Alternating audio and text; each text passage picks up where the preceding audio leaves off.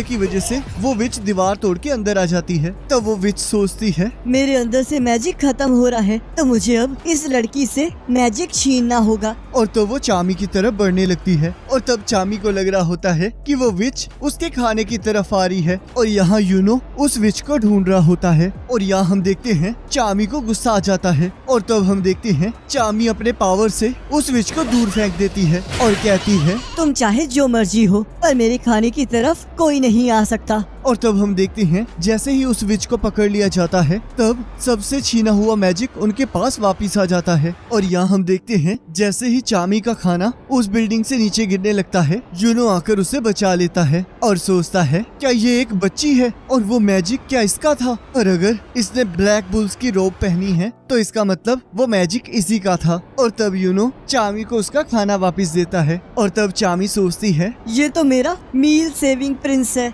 और यूनो को देखकर शर्माने लगती है। और हम देखते हैं यूनो ने बहुत ज्यादा मैजिक यूज कर लिया होता है, जिसकी वजह से वो बेहोश हो जाता है। और चामी अपने मैजिक से उसे गिरने से बचा लेती है। और तब यहाँ लियोपोल्ड रेडिस से अपने भाई के बारे में पूछ रहा होता है। तब नोएल कहती है, इसने वो स्पेशल मैजिक यूज नहीं किया है, और जिसने उसे यूज किया है वो पक्का हमारे आसपास ही कहीं छुपा होगा। और यहाँ हम देखते हैं आस्था उसे ढूंढ लेता है। और तब वो एनिमी कहता है, मैं तुमसे बहुत इम्प्रेस हुआ कि तुमने मुझे ढूंढ लिया, पर अब इसका कोई फायदा नहीं है क्योंकि सब कुछ खत्म हो चुका है। और तब हम देखते हैं वो कैप्टन वर्मिलियन को ट्रैप से बाहर निकाल देता है। और हम देखते हैं उनका बहुत ज्यादा खून भी निकल रहा होता है, जिसे देखकर सब लोग हैरान हो जाते हैं। तब आस्था कहता है, पर आखिरकार ये कैसे हो गया? ये तो बहुत ज्यादा स्ट्रॉन्ग थे। और तब यहाँ लियोपोल्ड अपने भाई के साथ बिताए हुए यादों को याद करके कहता है, ये नहीं हो सकता, मेरा भाई कभी नहीं हार सकता। तब नोएल कहती है, इनकी ग्रिमबॉल अभी भी ठीक है, मतलब कि ये अभी भी जिंदा है, तो हमें बस इनकी ब्लीडिंग को रोकना होगा। काश ममोसा यहाँ होती।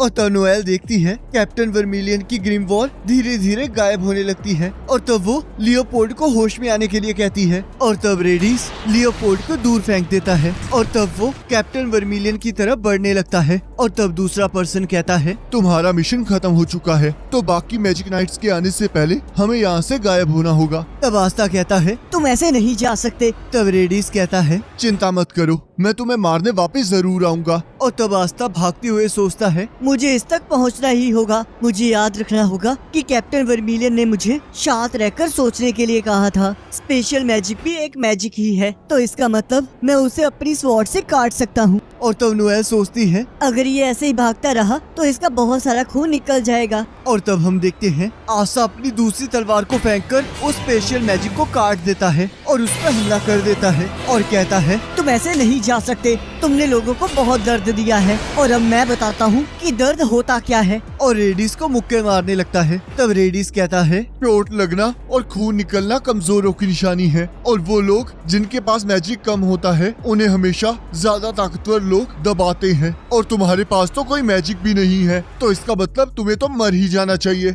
और तब आस्था कहता है, मैं यहाँ इसलिए हूँ ताकि यहाँ ऐसा कुछ ना हो सके। मेरे पास चाहे मैजिक ना हो, पर मैं ताकतवर हूँ, और मैं एक दिन विज़र्ड किंग बन के ये प्रूफ भी कर दूंगा। और तब वोल्टोस सोचता है, एंटी मैजिक सच में बहुत अजीब है, तो पहले मुझे इसे ही संभालना होगा। तब नोएल देखती है वोल्टस अपने मैजिक से आस्था पर हमला करने वाला होता है। और तभी हम देखते हैं जैसे ही वोल्टस हमला करने लगता है, लियोपोल्ड उसे रोक देता है और कहता है, भाई आपने हमेशा यही सिखाया है कि लड़ाई में शांत होकर सोचना चाहिए, तो चलो आस्था कुछ कमाल करते हैं। और तब वोल्टस सोचता है, हम रेडिस को अभी नहीं खो सकते, अभी हमें इसकी जरूरत है। और तब हम देखते हैं कुछ और लोग उनकी मदद करने के लिए वहाँ आ जाते हैं। तब आस्था सोचता है, उस कर्स की वजह से मेरा काफी खून बह गया है, और अगर मैंने इसके बाद और खून खोया तो मैं बहुत ज्यादा मुसीबत में पड़ जाऊंगा। और तब हम देखते हैं आस्था अपनी तलवारों से अपने जख्मों पर कट लगाता है, जिससे उसकी ब्लीडिंग रुक जाती है। तब रेडिस सोचता है, क्या ये पागल है? क्या इसने सच में अपने आप को ब्लेड से इसलिए मारा ताकि ये कर्स से बच सके? तब आस्था कहता है, मैंने बचपन से ही अलग अलग बैटल लड़ी है, तो इसलिए तुम चाहे जितने मर्जी हो, मैं फिर भी तुम लोगों को हरा दूंगा। तो चलो फिर अब स्टार्ट करते हैं। और तब हम देखते हैं क्लोवर किंगडम के जादूगर लोगों की मदद कर रहे होते हैं और यहाँ हम देखते हैं वो सारे एनिमीज आस्था पर हमला कर देते हैं और हम देखते हैं आस्था अपनी तलवार से उनके मैजिक को काटने लगता है और तब उसे कैप्टन वर्मिलियन की बात याद आती है जिन्होंने उसे लड़ाई में शांत रहने के लिए कहा था। और तब लियोपोल्ड उन लोगों पर हमला कर देता है और कहता है तुमने जो भी मेरे भाई के साथ किया है मैं तुम्हें उसके लिए माफ बिल्कुल नहीं करूँगा। और तब हम देखते हैं वो दोनों मिलकर उन सभी के साथ लड़ने लगते हैं। तब एक पर्सन सोचता है ये दोनों तो सच में बीस्ट हैं और यही बात इन दोनों को डेंजरस बनाती है। और तब हम देखते हैं जैसे ही वो सारे एनिमीज उन दोनों पर हमला करते हैं नोबेल अपनी शील्ड से उन्हें बचा लेती है। और तब हम देखते हैं एक पर्सन अपने मैजिक को यूज करके नोबेल के मैजिक को एब्जॉर्ब करने लगता है और जैसे ही आस्था और लियोपोल्ड एक पर्सन पर हमला करने लगते हैं वो पर्सन अपने मैजिक से उन दोनों को नीचे गिरा देता है। और तब हम देखते हैं जैसे ही वो पर्सन उन पर दोबारा से हमला करने लगता है सारे के सारे मैजिक नाइट्स वहाँ आ जाते हैं। और तब वोल्टोस कहता है आखिरकार तुम सभी इतनी जल्दी यहाँ वापस कैसे आ गए। और तब एक मैजिक नाइट कहता है हम सभी यहाँ इतनी जल्दी इसलिए पहुँच पाए क्योंकि हम सब ने अपने मैजिक को कंबाइन कर लिया था। और तब हम देखते हैं मिमोसा अपने मैजिक से कैप्टन वर्मिलियन को ठीक करने लगती है और तब वोल्टस अपने साथियों को वापस जाने के लिए कहता है। और तब हम देखते हैं कैप्टन नोजेल अपने सिल्वर मैजिक से उन पर हमला करने लगते हैं और तब एनिमी में से एक लड़की अपने मैजिक और डार्क मैजिक आइटम को मिलाकर कैप्टन नोजेल के मैजिक को एब्जॉर्ब करने लगती है। तब कैप्टन नोजेल सोचते हैं आखिरकार ये किस तरह की मैजिक आइटम है। और तब हम देखते हैं वो लड़की आस्था को कैद कर लेती है। तब एक पर्सन कहता है चाहे हम अभी के लिए वापस जा रहे हैं पर तुम हमें याद रखना मैजिक नाइट्स हम लोग the eye of the midnight sun हैं और हम लोग क्लोवर किंगडम को डिस्ट्रॉय कर देंगे। और तब हम देखते हैं वो सभी लोग वहाँ से गायब हो जाते हैं और नोवेल आस्था को बचाने की बात करती है। तब क्लाउस कहता है हमारे पास उन्हें ट्रैक करने का कोई जरिया नहीं है इसलिए हम उन्हें नहीं ढूंढ पाएंगे। तब कैप्टन नोजेल कहते हैं उसे छोड़ो इस टाइम हमारी प्रायोरिटीज रॉयल कैपिटल को बचाना है और साथ में ये भी देखना है कि यहाँ पर कोई और एनिमीज तो नहीं बचे हैं। और मिमोसा क्या वर्मिलियन ठीक है। तब मिमोसा कहती है मैं अपने मैजिक से ज्यादा कुछ नहीं कर सकती, हमें इन्हें इसी वक्त डॉक्टर के पास लेकर जाना होगा नहीं तो ये मर जाएंगे। और तब सॉलिड कैप्टन वर्मिलियन का मजाक उड़ा रहा होता है। तब नोएल कहती है तुम ऐसा नहीं कह सकते, उन्होंने बहुत अच्छी लड़ाई लड़ी है। तब सॉलिड कहता है इसका कोई फायदा नहीं है क्योंकि हम मैजिक नाइट जीतने के लिए बने हैं। तब कैप्टन नोजेल कहते हैं ये समय इन बातों का नहीं है, हमें सबसे पहले रॉयल कैपिटल की सिक्योरिटी को देखना होगा। और तब सभी लोग अपनी अपनी ड्यूटीज को निभाने लगते हैं। और तब यहाँ एक पर्सन रेडिस से कहता है तुम्हारी वजह से हमें ये सब कुछ झेलना पड़ा है, चाहे मास्टर तुम्हें पसंद करते हो पर इसका गलत फायदा मत उठाओ। और आखिर में तुम्हें ऐसे कैसे लगा कि तुम एक कैप्टन को अकेले हरा सकते हो और अगर तुम प्लान के अकॉर्डिंगली काम करते तो चीजें और भी ज्यादा आसान हो जाती। तब रेडिस कहता है मैं तो बस अपने टॉयज के साथ खेल रहा था तो तुम्हें इससे कोई परेशानी नहीं होनी चाहिए। तब एक लड़की कहती है मैंने तो सुना है कि कैथरीन भी पकड़ी गई है। और तब वोल्टस कहता है तुम ध्यान से सुनो सैली, ये लड़का हमारे साथ आगे नहीं जा सकता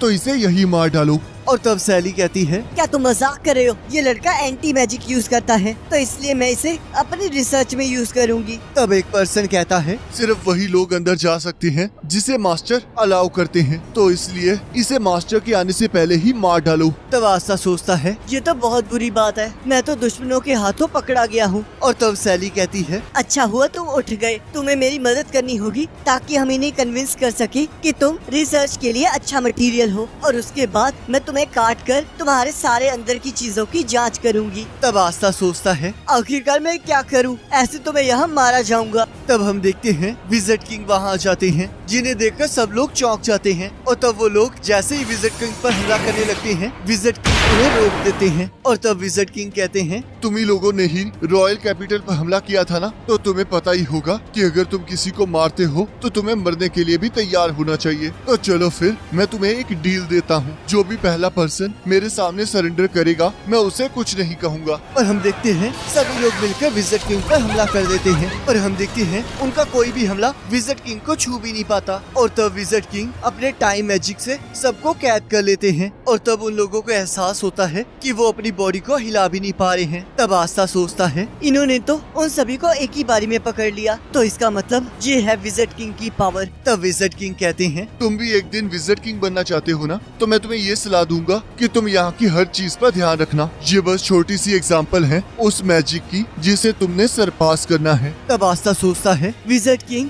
पूरे क्लोवर किंगडम में से सबसे ज्यादा पावरफुल जादूगर हैं और मुझे इन्हें सरपास करना है, और मैं तो इनकी पावर देखकर कांपना बंद ही नहीं कर पा रहा हूँ। और सोचता है, आखिरकार मैं ये क्या कर रहा हूँ, मैं इतनी जल्दी हार नहीं मान सकता। तब विज़र्ड किंग कहते हैं, तुम सभी के पास बहुत अच्छा मैजिक है, पर मेरे पास तुम्हारे लिए कुछ क्वेश्चंस हैं। तो बताओ, ये पत्थर जिसमें मोती जड़े हुए हैं, ये किस काम के लिए है? मैंने आज से पहले ऐसी चीज कभी नहीं देखी है। तो चलो मुझे जल्दी बताओ। पर मुझे याद आया, तुम तो मेरे मैजिक के कारण कुछ बोल ही नहीं सकते। तो चलो फिर हम लोग क्लोवर किंगडम जाकर आराम से बात करेंगे। और तब विज़र्ड किंग को एहसास होता है कि कोई वहाँ आ रहा होता है, और हम देखते हैं एक पर्सन के आने पर देखते हैं सभी लोग गायब हो चुके होते हैं। तब विज़र्ड किंग कहते हैं, ये लाइट मैजिक यूजर मुझसे भी ज्यादा फास्ट है, और शुक्र है हमारे पास अभी भी ये बंदा बाकी है। और तब यहाँ मार्क्स विज़र्ड किंग को मेडिकल वार्ड आने के लिए कहता है, और यहाँ हम देखते हैं कैप्टन वर्मिलियन और लियोपोल्ड को डॉक्टर देख रहे होते हैं। तब एक मैजिक नाइट कहता है, हमने बैरियर को दोबारा से स्टार्ट कर दिया है, और अब यहाँ पर सारे कम्युनिकेशन स्पेल्स भी दोबारा से काम कर रहे हैं, और हम उस लड़के को भी ढूंढ रहे हैं। और तब मोमोसा और नोवेल उदास हो जाती हैं। तब क्लाउस कहता है,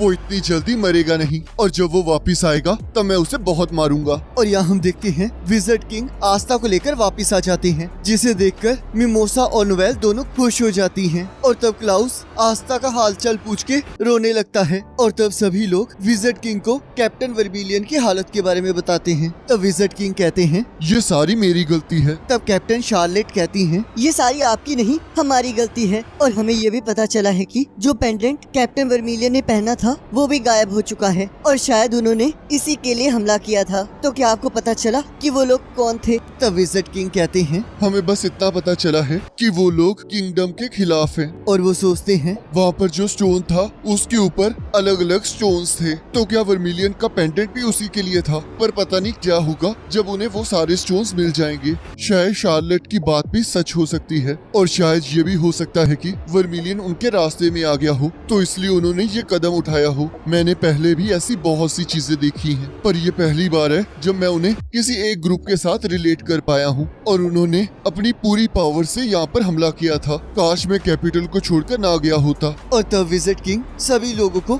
अपनी अपनी ड्यूटी निभाने के लिए कहते हैं। और तब यहाँ कैप्टन नोज़ेल सोच रहे होते हैं, हम लोग पूरी तरह फेल रहे हैं। वर्मिलियन, मैं तुम्हारे साथ वादा करता हूँ कि जिसने भी तुम्हारे साथ ये किया है मैं उन्हें ढूंढकर सजा दूंगा। और तब कैप्टन शार्लेट कहती है, हम लोगों को और भी ज्यादा स्ट्रॉन्ग बनना होगा। और तब लियोपोल्ड कहता है, और मैं तुम सबसे ज्यादा स्ट्रॉन्ग बनूंगा। आस्था, मुझे ये देखकर बहुत खुशी हुई कि हम दोनों बच गए हैं, पर अब हम दोनों राइवल्स को इकट्ठे स्ट्रॉन्ग होना होगा, और मैं इतनी मेहनत करूंगा ताकि एक दिन मैं अपने भाई को भी पीछे छोड़ दूं, और उसके बाद मैं विज़र्ड किंग बनूंगा। और तब लियोपोल्ड अपने माथे पर एक निशान बनाने लगता है, जिसके बारे में उसके भाई ने कहा था कि ये मार्क वर्मिलियन फैमिली में दिया जाता है, जो कि एक पर्सनल प्रॉमिस की तरह है, और ये सिर्फ उन्हें मिलता है जो कि खुद को हराकर किंग बनने की ताकत रखते हैं। और तब आस्था कहता है, अच्छी बात है, मेरे राइवल को ऐसा ही होना चाहिए। पर आखिरकार तुम हो कौन? तब सभी लोग हंसने लगते हैं। और तब हमें बताया जाता है कि विज़र्ड किंग ने बता दिया है ये सारे हमले एंटी क्लोवर किंगडम टेररिस्ट ने किए हैं,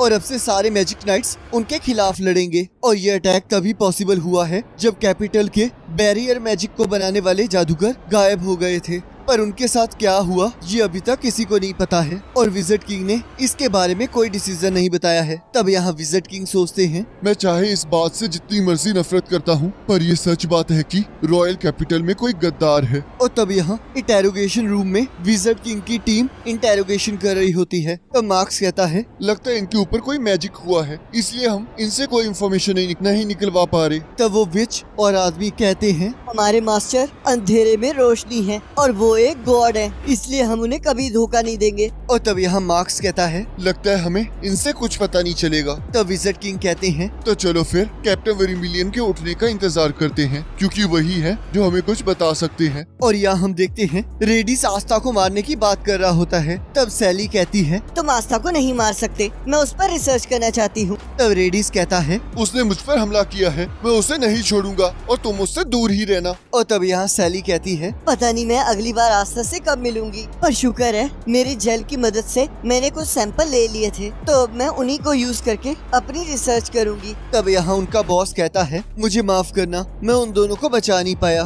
तब वोल्टस कहता है, आपको उनकी चिंता करने की कोई जरूरत नहीं है, वो लोग इतने लॉयल हैं कि वो किसी को कोई इन्फॉर्मेशन नहीं देंगे। तब उनका बॉस कहता है, मुझे इस बात की चिंता नहीं है, पर तुम चिंता मत करो, अगर वो जिंदा हैं तो मैं उन्हें बचा लूंगा। मुझे लगा था मैंने विज़र्ड किंग के हमले को डॉज कर लिया है, पर उसका जादू तो टाइम को बहुत तेजी से फास्ट कर देता है। विज़र्ड किंग का मैजिक तो सच में बहुत कमाल का है, पर हमें फिर भी उसे हराना ही होगा ताकि हम अपने लिए एक नई दुनिया बना सकें। और तब हम देखते हैं जिस लड़की को आस्था और नोवेल ने बचाया होता है, वो उन्हें खाने के लिए मफिन्स देती है और उन्हें थैंक यू कहकर वहाँ से चली जाती है। और तब हम देखते हैं चामी वहाँ आकर उन मफिन्स को खाने लगती है। तब आस्था कहता है, आखिरकार तुम इतने अच्छे मूड में कैसे हो? तब चामी कहती है, मैं तुम्हें क्या बताऊं, आज मैं किससे मिली? तब नोवेल कहती है, पर आखिरकार तुम अंदर कैसे आई? और तब हम देखते हैं चामी अपने मैजिक को यूज करके आस्था की कैप में छुप जाती है। तब नोवेल सोचती है, इसका मैजिक तो बहुत कमाल का है। और तब हम देखते हैं आस्था यूनो और उसकी टीम को बुलाने लगता है और यूनो से कहता है, क्या तुम एक सिंपल सा हाई भी नहीं कह सकते? और तब हम देखते हैं यूनो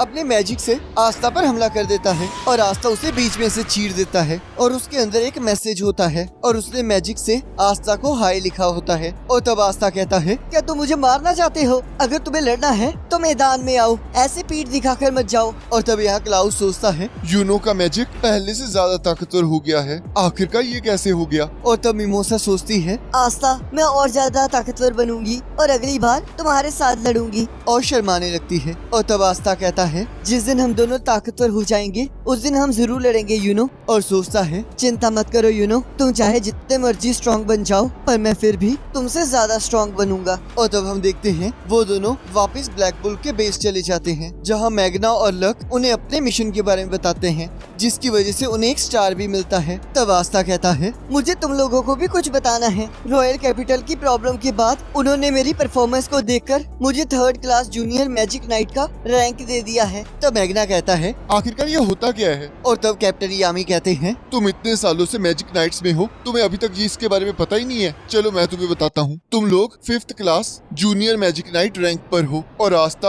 अब तुम्हारा सीनियर है और चामी 1st class junior magic night है, क्योंकि उसने जिन दुश्मनों ने कैपिटल पर हमला किया था उनमें से एक को पकड़ लिया था। पर तुमने अच्छा काम किया आस्था। तब आस्था कहता है, मुझे तो कैप्टन वर्मिलियन की चिंता हो रही है। तब कैप्टन यामी कहते हैं, उसकी चिंता मत करो, वो इतनी जल्दी मरने नहीं वाला और जब वो दोबारा से खड़ा होगा तब वो पहले से भी ज्यादा ताकतवर हो चुका होगा। तब आस्था कहता है, चलो फिर मैं भी ट्रेनिंग पर जाता हूँ। तब कैप्टन उसे आराम करने के लिए कहते हैं और तब फिनरल आस्था को मिक्सर पर जाने के लिए कहता है और तब कैप्टन यामी फिनरल को काम करने के लिए कह रहे होते हैं, पर हम देखते हैं फिनरल उन्हें इग्नोर कर रहा होता है। और यहाँ हम देखते हैं फिनरल मिक्सर को लेकर परेशान हो रहा होता है और तब हमें बताया जाता है कि मिक्सर एक तरह की पार्टी होती है जिसमें मैन और वुमेन मिलकर डेट करते हैं। तब यहाँ फिनरल सोच रहा होता है कि मिक्सर के लिए 3 लड़कियाँ तैयार हो गई हैं और मुझे भी यहाँ से 2 और लोगों को साथ लेकर जाना है। उनमें से एक तो आस्था है, पर अब मुझे सोचना है कि दूसरा मेंबर कौन होगा। और तब फिनरल देखता है मैग्ना अपने मैजिक की प्रैक्टिस कर रहा होता है और सोचता है गर्ल्स को थोड़ी डेंजरस पर्सन पसंद आते हैं, पर मैग्ना कुछ ज्यादा ही हो जाएगा। और तब फिनरल एक एक करके सबको एग्जामिन करने लगता है, पर उसे कोई भी सही चॉइस नहीं लग रही होती और आखिर में उसके पास लक की एक आखिरी चॉइस बचता है। और तब यहाँ लक कहता है, आखिरकार ये मिक्सचर है क्या हमें यहाँ पर लड़ने के लिए मिलेगा? तब आस्था कहता है, मैं भी इस चीज के लिए बहुत एक्साइटेड हूँ। और तब हम देखते हैं फिनरल उन दोनों को लेकर वहाँ से चला जाता है और हम देखते हैं नोवेल भी उनके पीछे पीछे चली जाती है और तब नोवेल छुप छुप के उनका पीछा कर रही होती है। और तब तब नोएल सोचती है, आखिरकार ये लोग मिक्सर पर क्यों जाना चाहते हैं? और एक मिनट रुको, मुझे आखिरकार इससे क्या ही फर्क पड़ता है कि ये किसे डेट करे, पर मुझे कुछ नहीं समझ आ रहा है। आखिरकार मैं चाहती क्या हूँ? और तब यहाँ फिनरल उन्हें लेकर एक रेस्टोरेंट में चला जाता है, जहाँ वो उन तीनों लड़कियों को फूल देता है और सोचता है ये तीनों तो इंटरेस्टेड लग रही हैं, तो इसका मतलब मैं इस बार तो गर्लफ्रेंड बनाकर ही रहूंगा। अब मुझे बस ये देखना है कि आस्था और लक भी अपना बेस्ट दे। और तब आस्था और लक अपने आप को इंट्रोड्यूस करते हैं। तब वहाँ बैठी दो लड़कियाँ सोचती हैं, ये लोग कितने अजीब लग रहे हैं। हमें ये तो पता था कि कुछ मैजिक नाइट्स आ रहे हैं, पर ये नहीं पता था कि वो ब्लैक बुल से आ रहे हैं। और ये लोग तो स्टेटस में भी छोटे हैं, तो क्या फायदा इनसे रिलेशन बनाने का। और तब फिनरल कहता है, चलो अब आपकी बारी है अपने आप को इंट्रोड्यूस करने की। और तब वो तीनों अपना नाम बताती हैं। तब फिनरल सोचता है, ये तो बिल्कुल इंटरेस्ट नहीं ले रही हैं। और तब फिनरल उनका मूड ठीक करने की कोशिश करने लगता है, पर हम देखते हैं उसका कोई फायदा नहीं होता। तब फिनरल कहता है, तो क्या आप लोग ये जानना चाहते हैं कि हम मैजिक नाइट के तौर पर क्या क्या करते हैं? और तब हम देखते हैं ये सुनकर हेलेन और एरिका एक्साइटेड हो जाती हैं। और तब फिनरल अपने स्पेशल मैजिक के बारे में बताता है, पर हम देखते हैं वो काफी दिनों से कैप्टन यामी के साथ ही घूम रहा होता है, जिस वजह से उसके पास बताने के लिए कुछ ज्यादा खास नहीं होता। और तब वो लक को अपने मिशंस के बारे में बताने के लिए कहता है। और तब लक कहता है, मैं एक मिशन पर गया था जहाँ पर मैंने बहुत सारे लोगों को अलग अलग तरीके से मारा।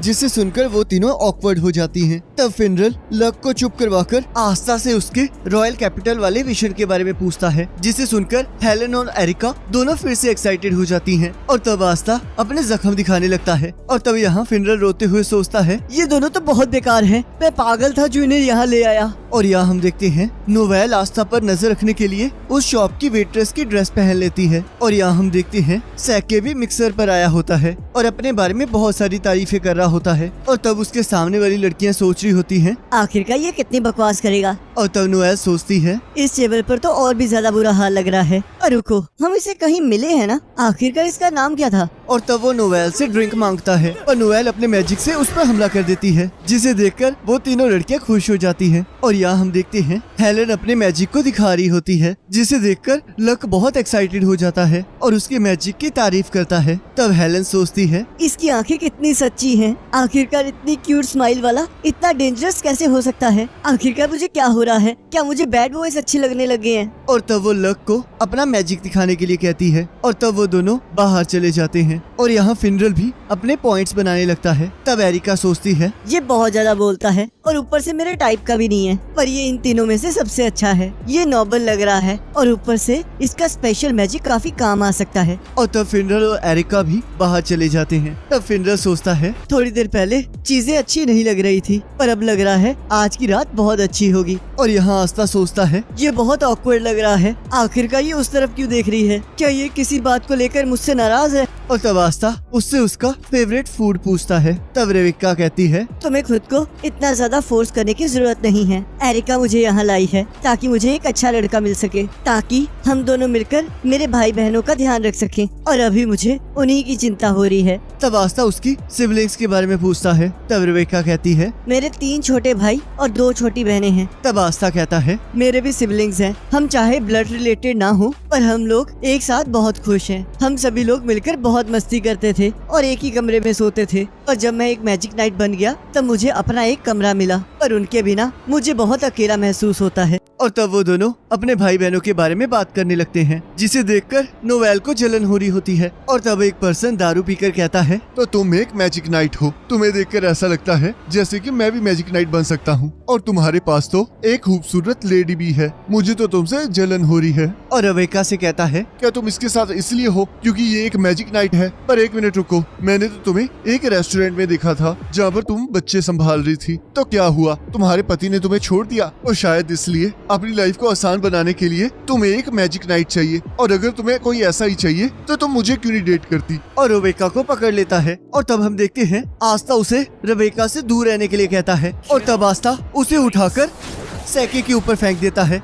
और तब रेबेका और आस्था वहाँ से भाग जाते हैं और नोवेल भी उनका पीछा करती है। और तब यहाँ रेबेका आस्था को थैंक यू कहती है और पूछती है क्या तुम्हें कोई और पसंद है? तब आस्था कहता है हाँ, मुझे एक लड़की पसंद है। तब रेबेका कहती है वो पक्का बहुत अमेजिंग होगी। मैं उम्मीद करती हूँ कि तुम दोनों बहुत खुश रहोगे। और तब आस्था थैंक यू कहता है। और तब रेबेका आस्था को उसके रेस्टोरेंट आकर उसके भाई बहनों से मिलने के लिए कहती है। और तब यहाँ नोवेल सोचती है क्या इसने ये कहा कि वो लड़की इसके सेम स्क्वाड से है? तो क्या ये मेरे बारे में बात कर रहा है? और शर्माना शुरू कर देती है। और तब आस्था सोचता है सिस्टर लिली, एक दिन मैं विजिट किंग बन के आपके पास आऊंगा, तब प्लीज मुझसे शादी कर लेना। तब यह रेबेका सोचती है पर चाहे मैं इस टाइम इसे सपोर्ट कर रही हूँ पर इसका मतलब ये नहीं है कि मैं हार मान लूंगी। और तब आस्था पूछता है आखिरकार ये मिक्सर किस चीज के लिए था? जिसे सुनकर रेबेका और नोवेल दोनों शॉक हो जाती हैं और यहाँ लक और फिनरल भी रिजेक्ट हो जाते हैं। लास्ट एपिसोड में हमने देखा था कि आस्था, लक और फिनरल मिक्सर पर जाते हैं जहां वो तीनों पहले तो उन तीनों लड़कियों को इम्प्रेस कर देते हैं पर बाद में हम देखते हैं लक और फिनरल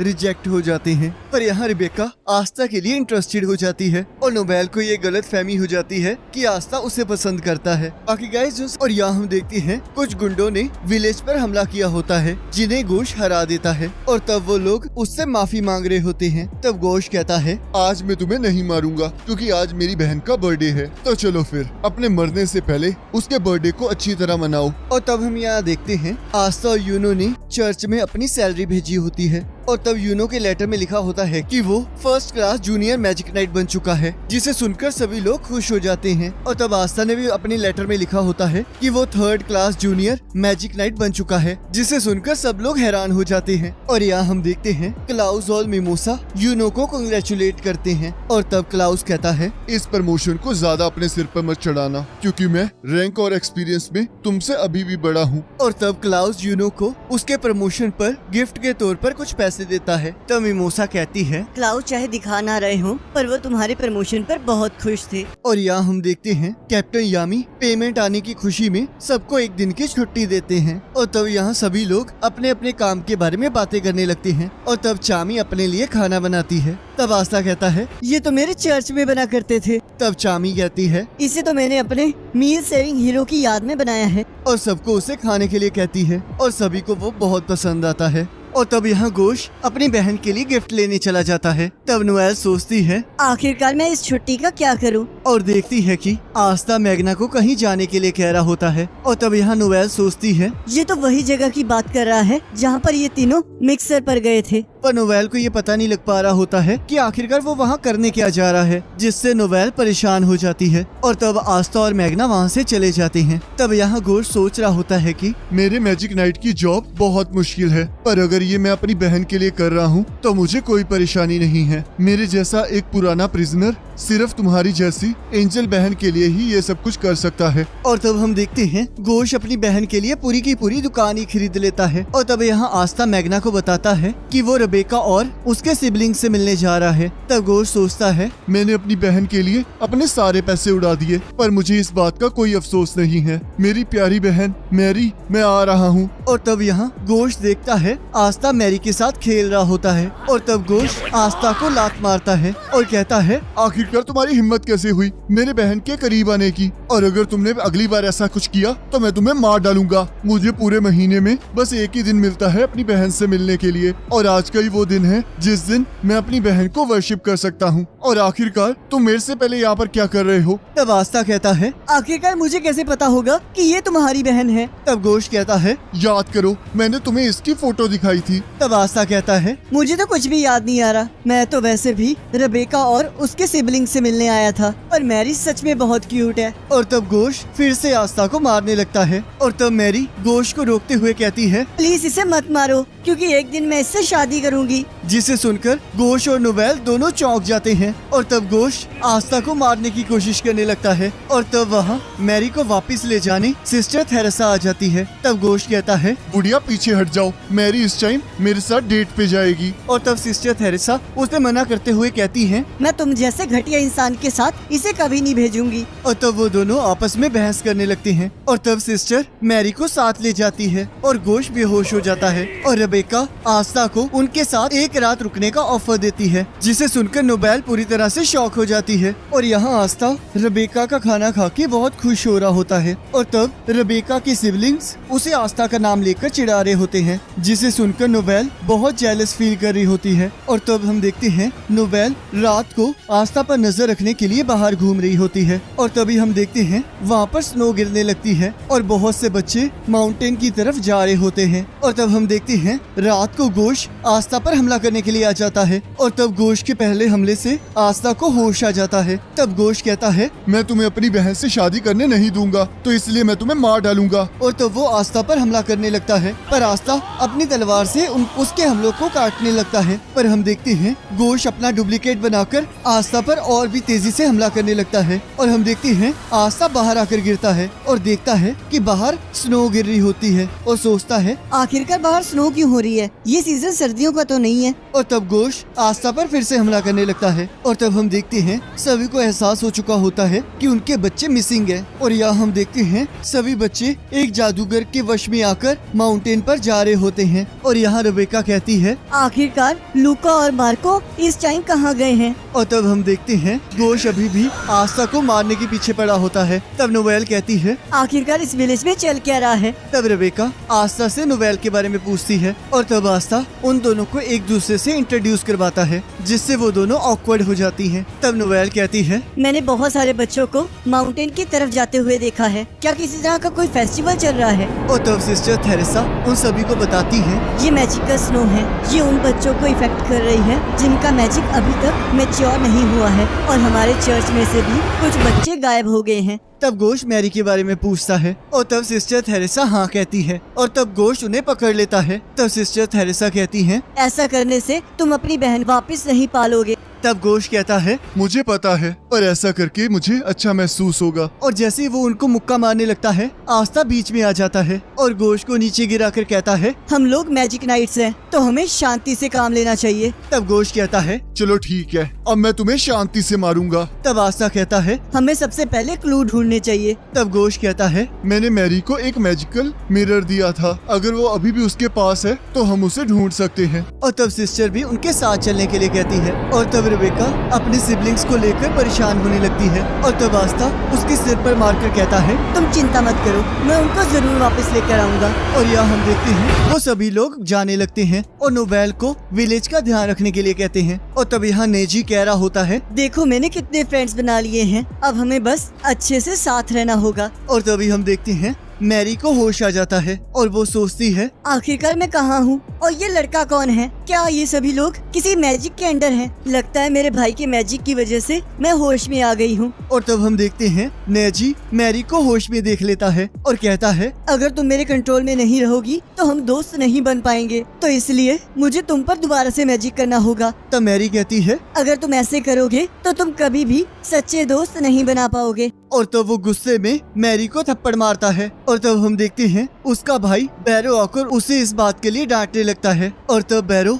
मैरी को देखकर कहता है, इसके पास तो बहुत अच्छी पावर है, लगता है ये बहुत फायदेमंद साबित होगी। और तब वो नेजी को कम पावर वाले बच्चों को लाने की वजह से डांटने लगता है और तब वो मार्को को बाहर फेंक देता है और कहता है, अब वक्त आ चुका है इन सभी बच्चों में से मैजिक निकालने का। और तब हम देखते हैं गोश आस्था माउंटेन के पास पहुंचने वाले होते हैं और तब यहाँ नोवेल सबको शांत रहने के लिए कहती है और फिर नोवेल मैजिक हेडक्वार्टर्स को कांटेक्ट करती है। और तब हम देखते हैं सैके नोवेल की रिक्वेस्ट का जवाब देता है और अपनी बकवास शुरू कर देता है। और तब नोवेल उसे चुप रहने के लिए कहती है और उसे वहाँ की सारी प्रॉब्लम्स के बारे में बताती है। तब सैके कहता है, फिर तो तुम्हें मैजिक नाइट्स को कांटेक्ट करना चाहिए। तब नोवेल गुस्से में कहती है, आखिरकार मैं अब क्या कर रही हूँ। और तब आस्था को मार्को दिखाई देता है और वो गोश को नीचे उतरने के लिए कहता है पर गोश उसे मना कर देता है। और तब आस्था वहाँ से कूद जाता है और तब गोश कहता है, मुझे किसी और की चिंता नहीं है, मुझे बस मैरी को बचाना है। और जैसे कि कैप्टन यामी ने मुझे कहा था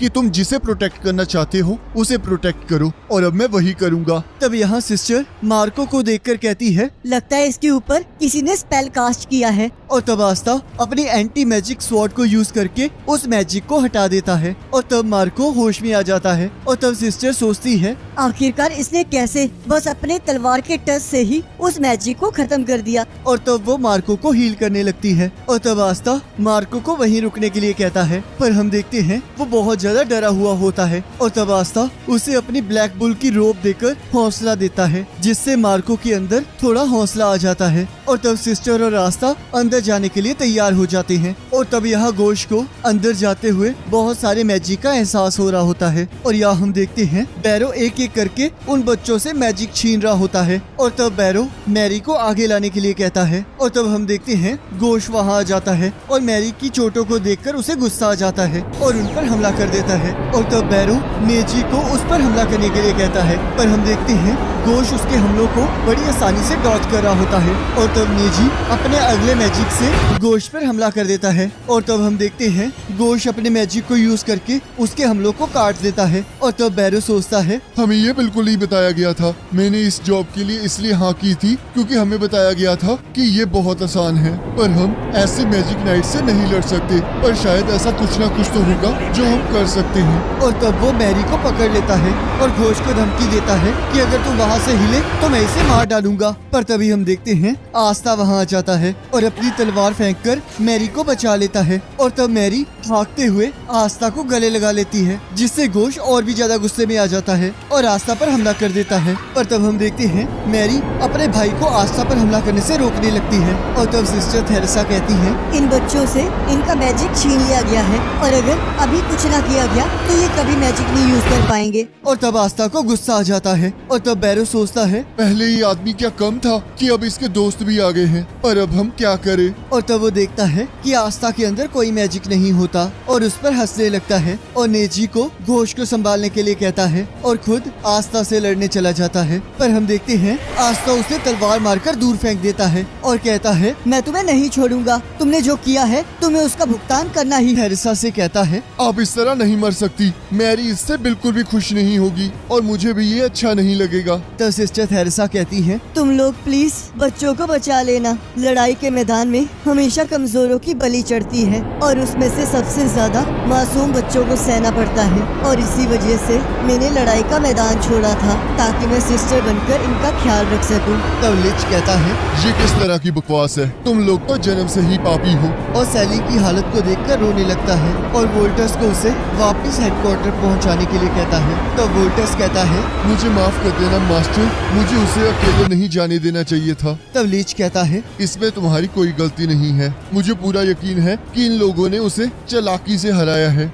और जो सिस्टर ने कहा वो गलत है, क्योंकि हमेशा कमजोरों को नहीं ताकतवर लोगों को सहना पड़ता है। जिनसे लोग डरते हैं उन्हें वो बुरा भला कहते हैं और उनसे सभी चीजें छीन लेते हैं। तो इसलिए हम लोग क्लोवर किंगडम को कभी माफ नहीं करेंगे, तो इसलिए हम क्लोवर किंगडम को खत्म करके एक नया किंगडम बनाएंगे। तब आस्था कहता है, आखिरकार तुम क्या बकवास कर रहे हो? तुम ही लोग हो जिन्होंने ये सब कुछ स्टार्ट किया है। और तब लिच आस्था पर हमला कर देता है और उसे चुप रहने के लिए कहता है। तब आस्था सोचता है, मैं तो इसके हमलों को देख भी नहीं पा रहा हूँ, तो फिर अब मैं क्या करूँ? पर शायद मैं अपनी तलवार को शील्ड बनाकर अपने आप को बचा सकता हूँ। और तब आस्था जैसे ही आगे बढ़ने लगता है, लिच उसके पीछे आ जाता है और आस्था से उसकी ग्रिम वॉर छीनने की बात करता है और जैसे ही उस पर हमला करता है, हम देखते हैं कैप्टन यामी आकर आस्था को बचा लेते हैं। तब आस्था कहता है, आप यहाँ क्या कर रहे हैं? तब कैप्टन यामी कहते हैं, बेस में सभी लोग बेकार पड़े थे तो इसलिए मुझे आना पड़ा, पर तुम मुझे ये बताओ, मैंने तो तुम्हें छुट्टी दी थी, तो तुम यहाँ क्या कर रहे हो? क्या तुम सच में चाहते हो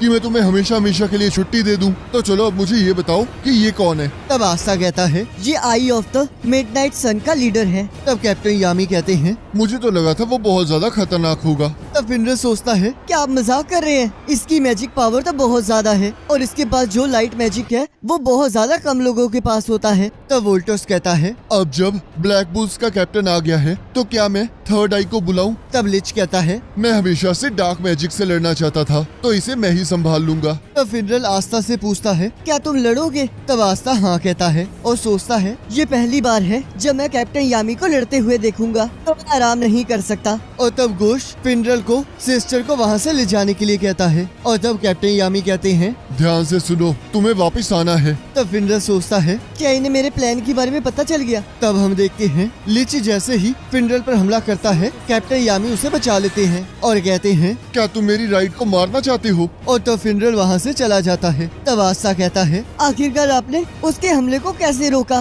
तब कैप्टन यामी कहते हैं अभी ये बताने का टाइम नहीं है, तो इसलिए इस टाइम बस देखो। और तब हम देखते हैं लिच कैप्टन यामी पर हमला कर देता है, पर कैप्टन यामी अपनी तलवार से उसके हमलों को काटने लगते हैं। तब लिच सोचता है ये तो रीइंफोर्समेंट मैजिक से अपनी फिजिकल एबिलिटी को बढ़ा रहा है और मेरे लाइट मैजिक को अपनी डार्क स्वॉर्ड से काट रहा है। तब लिच कैप्टन यामी के पीछे आकर उन पर हमला कर देता है, पर कैप्टन यामी उसे भी रोक लेते हैं और कहते हैं लगता है मैंने तुम्हें कहीं देखा है और मुझे अच्छे से याद है कि मैंने किसी न किसी को तो लाइट मैजिक यूज करते हुए देखा है। तो बताओ तुम कौन हो? तब लिच कहता है चलो मैं तुम्हें बताता हूँ। काफी टाइम पहले एक विलेज था जहाँ पर ऐसे लोग रहते थे जिनके पास बहुत स्ट्रॉन्ग मैजिक था और उनकी पावर गॉड की तरह थी, और जो लोग उस विलेज के बाहर रहते थे वो उनकी पूजा करते थे। पर उसके बाद लोग उनसे डरने लगे और वो उस पावर को पाने की चाह करने लगे, और तब उन्होंने उन्हें धोखा देकर उन्हें मार दिया और उनकी पावर को छीन लिया। तब कैप्टन यामी कहते हैं आखिरकार ये किस तरह की स्टोरी है? ऐसी तो मेरे पास भी एक है। एक जगह पर एक पर्सन था जिसका दिल बहुत अच्छा था और उसके साथ ही मछुआरे थे, और वो भी मछली पकड़ने के लिए बहुत दूर दूर जाता था। पर एक दिन उसकी शिप टूट गई और वो एक अलग कंट्री में पहुंच गया, और सभी लोग उसके अलग होने की वजह से उसका मजाक उड़ाने लगे, पर उसने उनको हरा दिया और उनका बॉस बन गया। तो तुम्हें ये स्टोरी कैसी लगी? तब वोल्टस कहता है क्या तुम हमारे मास्टर का मजाक उड़ा रहे हो? और तब कैप्टन यामी वोल्टस के चेहरे का मजाक उड़ाने लगते हैं। तब लिच कैप्टन यामी पर हमला करके कहता है अगर तुम सच में किसी अलग कंट्री से आए हो तो मेरी स्टोरी का तुमसे कोई लेना देना नहीं है, तो इसलिए मेरे रास्ते से हट जाओ। और तब लिच कैप्टन यामी पर हमला करने लगता है, और हम देखते हैं कैप्टन यामी को इस बार चोटें लग रही होती हैं। और तब कैप्टन यामी कहते हैं क्या तुमने ही वर्मिलियन पर हमला किया था? तब लिच हाँ कहता है और कहता है मैंने इसके लिए बहुत प्लानिंग की थी और उसे ट्रैप में फंसाया था। और तब हम देखते हैं कैप्टन यामी लिच के हमलों से बचते हुए उस पर हमला कर देते हैं। और तब हम देखते हैं लिच कैप्टन यामी से बराबरी की टक्कर दे रहा होता है, और तब हम देखते हैं इतने हमलों के बावजूद भी वो दोनों एक दूसरे को छू भी नहीं पा रहे होते हैं। और हम देखते हैं कैप्टन यामी अपने मैजिक को यूज करके लिच पर हमला करने में कामयाब हो जाते हैं, और तब आस्था ये देख के एक्साइटेड हो जाता है। तब कैप्टन यामी कहते हैं तुम बिना प्लानिंग और ट्रैप के उस बंदे को कभी हरा भी नहीं पाते, तो इसलिए इधर उधर कूदना बंद करो और सीधा सामने से वार करो, और तब मैं तुम्हें बताऊंगा कि असली मैजिक नाइट कैप्टन की पावर क्या होती है। और तब कैप्टन यामी आस्था से कहते हैं तुम ये ध्यान से देख रहे हो ना, क्योंकि इसके बाद तुम्हारी बारी है। जिसे सुनकर आस्था पूरी तरह से शॉक हो जाता है। तब वोल्टस सोचता है ब्लैक बुल्स के कैप्टन ने सिर्फ हमारे मास्टर के अटैक को रोका ही नहीं, बल्कि उन्हें बराबरी की टक्कर भी दी है। तो क्या इसका मतलब ब्लैक बुल के कैप्टन की पावर विज़र्ड किंग के बराबर है? और तब हम देखते हैं लिच अपने मैजिक से अपने आप को रिकवर कर लेता है। तब आस्था कहता है क्या ये भी रिकवरी मैजिक यूज कर सकता है? तब कैप्टन यामी कहते हैं मैंने बहुत सारे मैजिक यूजर्स को ज्यादा मैजिक होने के कारण काफी कुछ करते हुए देखा है, पर एक अटैक स्पेल यूज करने वाला यूजर हीलिंग स्पेल को भी यूज करे ये काफी कम होता है। पर आस्था क्या तुम तैयार हो? तब आस्था कहता है पर मेरे पास तो कोई मैजिक ही नहीं है, तो मैं ये अटैक कैसे करूँगा? तब कैप्टन यामी कहते हैं मैं तुम्हें इसके लाइट अटैक को रोकने की बात कर रहा हूँ। तब आस्था कहता है पर जो चीज मैं देख ही नहीं सकता उसे मैं रोकूंगा कैसे? तब कैप्टन यामी कहते हैं मैं तुम्हें एक बार बताऊंगा तो इसे ध्यान से सुनना। मैं इसके अटैक को की वजह से रोक पा रहा था, जो कि मेरे होम टाउन में बहुत फेमस थी। कि एक ऐसी चीज है जिसमें हम ये देखते हैं कि सामने वाला क्या देख रहा है, उसकी ब्रीथिंग की साउंड कैसी है, उसकी स्मेल कैसी है और उसकी मसल्स कैसे मूव कर रहे हैं, और इसके अलावा भी जो भी एनर्जी ह्यूमन बॉडी एमिट करती है वो सारी इसी के अंडर आती है। और मैं इसकी की को ही रीड करके इसके अटैक को प्रेडिक्ट कर रहा था, और जब मैं ऐसा करता हूँ तब मैं इसे अपने मैजिक और मसल के साथ कंबाइन करके लड़ता हूँ। तब वोल्टस कहता है लड़ाई के बीच में बात करना,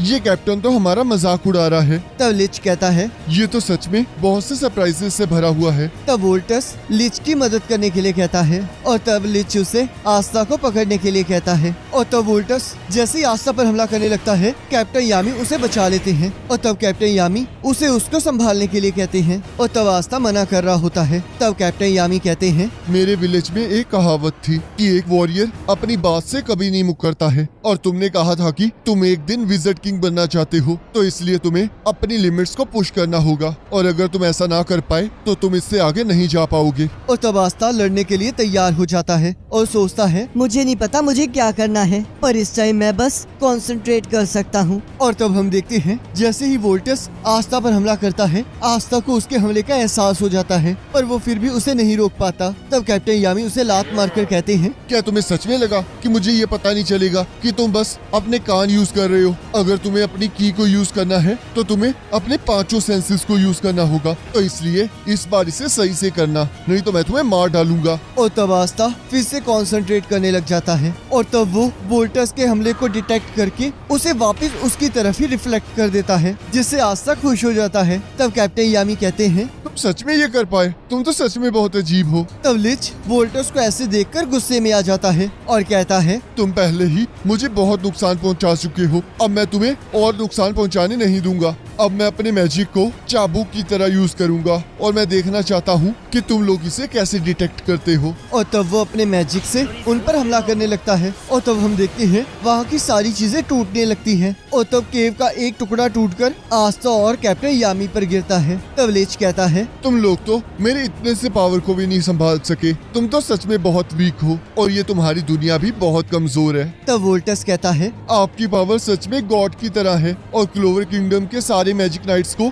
आपके सामने झुकना ही होगा। और तभी हम देखते हैं आस्था और कैप्टन यामी उस मलबे से बाहर आ जाते हैं और तब यहाँ कैप्टन यामी हंसते हुए कहते हैं, अगर तुम ऐसे ही अपनी की को यूज करते रहे तब तुम एक दिन नेचर के मैजिक को भी महसूस कर पाओगे। तो चलो फिर इन दोनों को हराया जाए। और तब आस्था एक्साइटेड हो जाता है और लिच को चैलेंज करने लगता है। तब कैप्टन यामी उसे एक लात मारकर कहते हैं, वो मेरा शिकार है, मैं उसे बताना चाहता हूँ कि एक असली कैप्टन की पावर क्या होती है और वैसे भी अगर तुम उससे लड़े तो मारे जाओगे, तो इसलिए तुम दूसरे वाले को संभालो। और तब कैप्टन यामी एक्साइटेड हो जाते हैं और लिच पर हमला कर देते हैं और तब लिच भी कैप्टन यामी पर हमला कर देता है और तब हम देखते हैं वो दोनों आपस में लड़ना स्टार्ट कर देते हैं। वो दोनों एक दूसरे को कड़ी टक्कर दे रहे होते हैं। तब कैप्टन यामी के डार्क मैजिक को देखकर लिच सोचता है, मुझे लगा ही था कि इसका डार्क मैजिक मेरे मैजिक को एब्जॉर्ब कर रहा है और कहता है, अब जब तुमने मुझे दिखा दिया है कि तुम क्या कर सकते हो, तो अब तुम मुझ तक आसानी से नहीं पहुंच पाओगे। तब कैप्टन यामी कहते हैं, तुमने जो पहली स्टोरी बताई थी उसका अंत वो नहीं था ना, और जो ग्रिमवॉर तुम्हारे पास है उससे प्रूफ होता है कि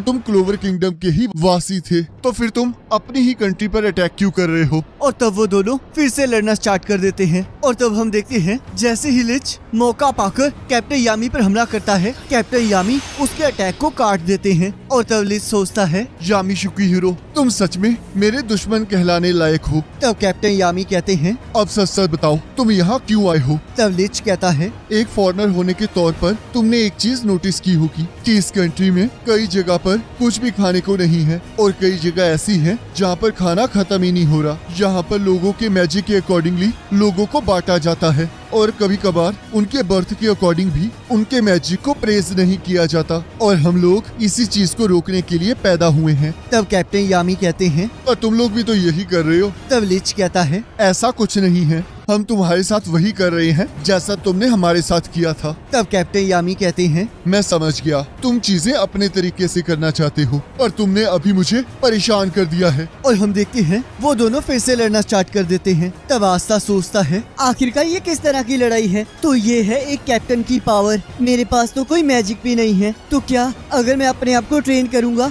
तो एक दिन इनको हरा भी पाऊंगा? और तब यहाँ वोल्टस सोचता है, ये तो मास्टर लिच को बराबरी की टक्कर दे रहा है। और तब वो कैप्टन यामी पर हमला कर देता है और तब कैप्टन यामी आस्था से कहते हैं, आखिरकार तुम कहाँ खोए हुए हो? मैंने तुम्हें दूसरे आदमी को संभालने के लिए कहा है, मैं तुम्हें कोई ऐसा काम नहीं दूंगा जो तुम नहीं कर सकते, इसलिए उससे अपने तरीके से लड़ो। और तब आस्था सोचता है, मैं एक दिन विज़र्ड किंग बनकर रहूंगा और कहता है, अब मैं तुम्हें हरा कर रहूंगा। और वोल्टस की तरफ बढ़ने लगता है। तब वोल्टस कहता है, तुमने चाहे मेरे पिछले अटैक को रोक लिया हो और अब तुम मेरे इस अटैक को नहीं रोक पाओगे। और तब वो आस्था पर हमला कर देता है पर हम देखते हैं आस्था उसके हमले से बच जाता है। तब वोल्टस कहता है मैं ये पूरा दिन कर सकता हूँ। और आस्था पर हमला करने लगता है। और तब हम देखते हैं आस्था उसके हमले को रोक रहा होता है, पर बीच बीच में उसे चोटें आ रही होती हैं। तब वो सोचता है अगर ऐसा ही चलता रहा तो मैं ज्यादा देर इसके सामने नहीं टिक पाऊंगा, तो इसलिए मुझे शांति से सोचना होगा। और तब हम देखते हैं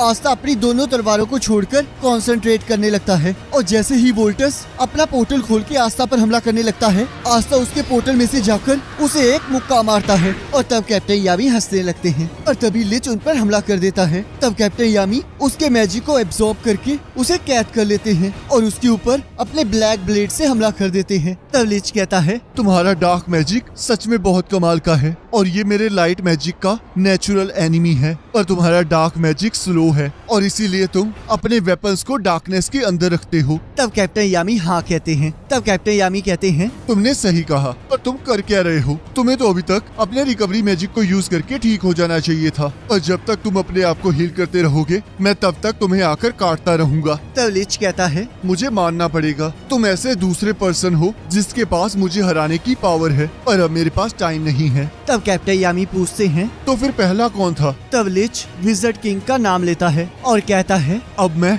अपना सबसे ज्यादा पावरफुल स्पेल यूज करने वाला हूँ जिससे तुम बच भी नहीं सकते, और जब मैं इसे कास्ट करूंगा तब तुम इस दुनिया में नहीं बच पाओगे। और तुम छोटे बच्चे, तुमने भी वोल्टस का बुरा हाल किया है, तो मैं तुम्हें भी नहीं छोड़ूंगा और इसके बाद मैं तुम्हारी ग्रिम वॉर भी वापस ले जाऊंगा। तब कैप्टन यामी सोचते हैं मुझे पता है 4 लीफ ग्रिम वॉर सबसे ज्यादा खतरनाक है, पर इसकी जैसी ताकत मैंने कभी नहीं देखी है और मैं इसे सिर्फ सरप्राइज अटैक से ही हरा सकता हूँ, तो अब मैं क्या करूँ? और तब हम देखते हैं फिनरल सभी को वापस विलेज छोड़ देता है और यहाँ सिस्टर थेरेसा को हील किया जा रहा होता है और घोष उन्हें मरने से मना कर रहा होता है। और तब फिनरल घोष को आराम करने के लिए कहता है। तब एक पर्सन कहता है ये बिल्कुल ठीक है, क्योंकि इनकी सारी चोटें किसी भी वाइटल पॉइंट पर नहीं लगी हैं। और तब सिस्टर थेरेसा घोष को साथ रहने के लिए कहती हैं और घोष को अपनी पावर देकर कहती हैं तुम आस्था और बाकियों को बचाना चाहते हो ना, तो जाओ और मेरे मैजिक को भी साथ ले जाओ। मुझे बहुत खुशी हुई कि तुम उस लड़के से मिलकर बिल्कुल चेंज हो गए और मैं तुम पर भरोसा कर रही हूँ। तब घोष हीलिंग मैजिक यूज करने वाले बंदे को सिस्टर थेरेसा को जिंदा करने के लिए कहता है। तब वो पर्सन कहता है वो अभी मरी नहीं है, तो आपको चिंता करने की जरूरत नहीं है। तो सिस्टर थेरेसा कहती हैं मेरे बारे में चिंता करना बंद करो,